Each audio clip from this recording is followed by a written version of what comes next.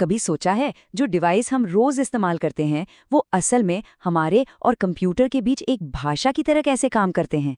आज हम इन्हीं ज़रूरी टूल्स को मतलब हमारे डिजिटल टूल बॉक्स को ज़रा करीब से देखने वाले हैं।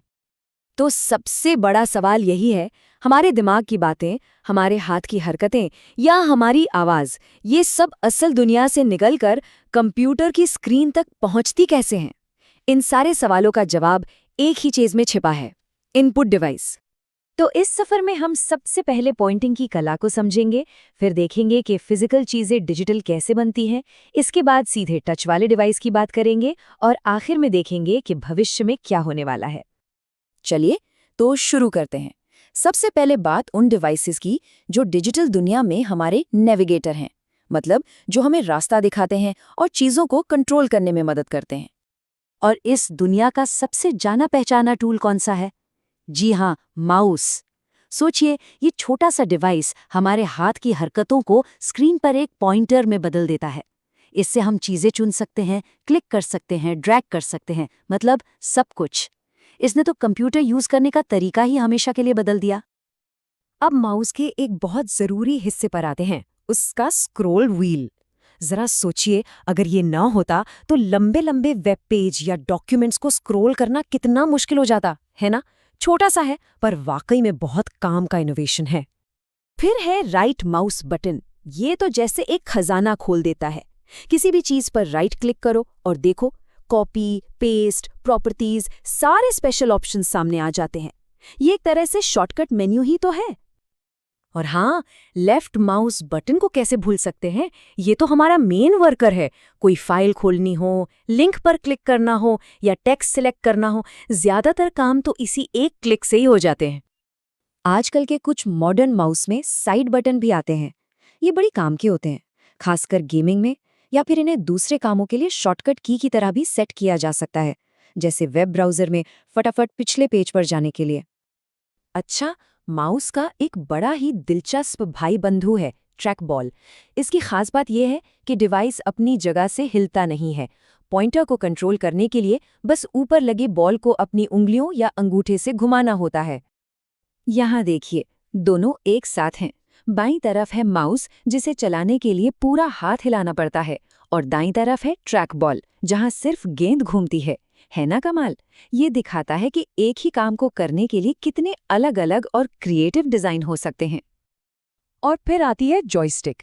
वैसे तो ये भी एक पॉइंटिंग डिवाइस ही है, पर इसका असली मजा तो गेमिंग या फ्लाइट सिमुलेटर में है, जहां किसी कार या प्लेन पर एकदम तेज और सटीक कंट्रोल चाहिए होता है। वहां जॉयस्टिक का कोई मुकाबला नहीं। चलिए, अब अपने डिजिटल टूल बॉक्स का दूसरा कंपार्टमेंट खोलते हैं। अब बात उन डिवाइसेस की होगी जो हमारी असली दुनिया की चीज़ों को, जैसे तस्वीरें, डॉक्यूमेंट्स, आवाज़, इन सब को कंप्यूटर की डिजिटल भाषा में ट्रांसलेट कर देते हैं। इसमें सबसे पहला नाम है स्कैनर का। इसे आप एक तरह की डिजिटल फोटोकॉपी मशीन समझ सकते हैं। फर्क बस इतना है कि ये कागज़ पर कॉपी नहीं बनाता, बल्कि किसी भी डॉक्यूमेंट या फोटो की एक डिजिटल फाइल बना देता है, जिसे कंप्यूटर पर हमेशा के लिए सेव किया जा सकता है। और हाँ, स्कैनर सिर्फ एक टाइप का नहीं होता। अरे, इसकी तो पूरी वैरायटी है। मोटी किताबों के लिए फ्लैट पैड स्कैनर है, ऑफिस के ढेरों कागजों के लिए शीट फेड स्कैनर, पुरानी यादों को सहेजने के लिए फोटो और फिल्म स्कैनर, और तो और पोर्टेबल और हैंडहेल्ड स्कैनर भी हैं जिन्हें कहीं भी ले जा सकते हैं। मतलब हर काम के लिए एक खास टूल मौजूद है। अब बात करते हैं आवाज़ की। माइक्रोफोन, ये वो इनपुट डिवाइस है जो हमारी आवाज़, संगीत या किसी भी तरह की साउंड को कैप्चर करके सीधा कंप्यूटर तक पहुंचाता है। पर ये होता कैसे है? बड़ा दिलचस्प है। सोचिए, हमारी आवाज़ एक बहती नदी की तरह है। ये है एनालॉग। माइक्रोफोन के अंदर एक तरह का जादूगर बैठा है, जिसे कहते हैं एनालॉग टू डिजिटल कन्वर्टर। ये क्या करता है कि इस नदी की हर सेकंड हजारों तस्वीरें लेता है और उन्हें डिजिटल कोड, मतलब 0 और 1 में बदल देता है। बस हो गया काम, कंप्यूटर हमारी भाषा समझ गया। और बिल्कुल यही लॉजिक काम करता है डिजिटल कैमरा और वेबकैम के साथ। ये हमारी दुनिया को तस्वीरों और वीडियो की शक्ल में कैप्चर करते हैं। ऑनलाइन मीटिंग्स हों, वीडियो कॉल्स हों या फिर सिक्योरिटी, आज ये डिवाइस हमारी डिजिटल जिंदगी की आंखें बन चुके हैं।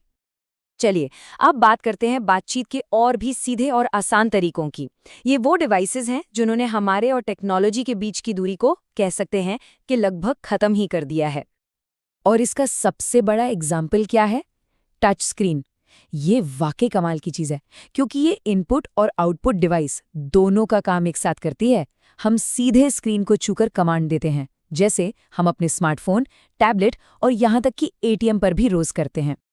जो लोग आर्टिस्ट हैं या डिज़ाइनर हैं, उनके लिए ग्राफिक टैबलेट किसी डिजिटल कैनवस से कम नहीं है। इस पर एक खास पेन होता है, स्टाइलस, जिससे हाथ से ड्राइंग या स्केच बनाए जा सकते हैं और वो बिना किसी देर के सीधे कंप्यूटर स्क्रीन पर दिखने लगते हैं। सिक्योरिटी की बात करें तो हमारे पास हैं बायोमेट्रिक डिवाइस। ये डिवाइस हमारे यूनिक फिजिकल पहचान का इस्तेमाल करते हैं, जैसे फिंगरप्रिंट, आंखें या चेहरा, और उसके आधार पर हमें पहचानते हैं। ये इनपुट का एक बहुत ही पर्सनल और सिक्योर तरीका है। तो हमने अपने डिजिटल टूल बॉक्स के कई ज़रूरी टूल्स को तो देख लिया, पर टेक्नोलॉजी की दुनिया तो कभी रुकती नहीं, है ना? तो सवाल ये उठता है कि आगे क्या है, भविष्य में क्या आने वाला है? तो एक बार फटाफट रिकैप करते हैं। आज हमने देखा कि हमारे डिजिटल टूल बॉक्स में हर काम के लिए एक खास टूल है। पॉइंटिंग के लिए है माउस और ट्रैक बॉल, असल दुनिया को कैप्चर करने के लिए है स्कैनर, माइक और कैमरा, और सीधे इंटरैक्शन के लिए है टच स्क्रीन और टैबलेट। तो मैं इस चर्चा को एक सवाल के साथ खत्म करना चाहूंगा। जैसे जैसे टेक्नोलॉजी आगे बढ़ रही है, अगला माउस क्या होगा? मतलब कंप्यूटर से बातचीत का अगला बड़ा तरीका क्या होगा? क्या वो हमारी आवाज होगी, हमारे इशारे होंगे, या शायद सीधे हमारे विचार? भविष्य वाकई में बहुत दिलचस्प होने वाला है।